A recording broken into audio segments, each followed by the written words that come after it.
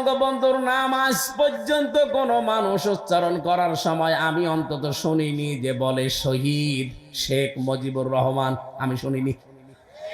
কিন্তু জিয়াউর রহমানের নাম কেউ উচ্চারণ করলে আগেই বলে শহীদ জিয়া। আরাফাতের পাশে নামিমা মসজিদ আছে, নামিরা।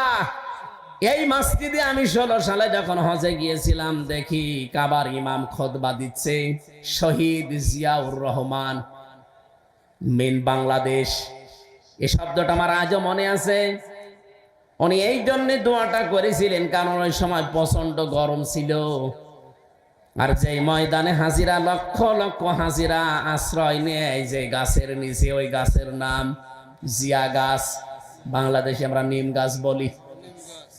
এই নিম গাছটা উনি লাগিয়ে দিয়েছিলেন, লক্ষ লক্ষ হাজি ওখানে যে আশ্রয় পায়, একটু ছায়া পেলে কি আরাম যে লাগে আমি নিজে তো টের পেয়েছি। কাবার ইমাম আমার মনে হয় ওই দিকে ইঙ্গিত করে শহীদ জিয়াউর রহমান এই লোকটার নামে কাবার ওই মসজিদের নামে রাইতে দোয়া করছিলেন নাম ধরে। শহীদের শব্দটাকে আপনি যাই তাই মনে করেন, কাবার ইমামের মুখ দিয়ে শব্দটা এমনি উচ্চারণ আল্লাহ করে দেয়নি, কারণ শহীদ এই শব্দটা এত দামি, যদি কেউ শহীদ হয় তাকে আপনি মরে গেছে বলতে পারবেন না। কেউ যদি শহীদ হয় তাকে যদি বলেন যে মরে গেছে, কোরআনে কারিম একেবারে স্পষ্ট নিষেধ। সূরা বাকারা প্রথম নাম্বার না, সূরা বাকারার 2 নাম্বার পারার 2 নাম্বার পৃষ্ঠার 12 নাম্বার লাইনের 154 নাম্বার আয়াতে আছে, ওয়ালা তাকুলু লিমা ইয়াকতালু ফি সাবিলিল্লাহি আমওয়াত বাল আহইয়াউ ওয়ালাকিন লা তাশউরুন।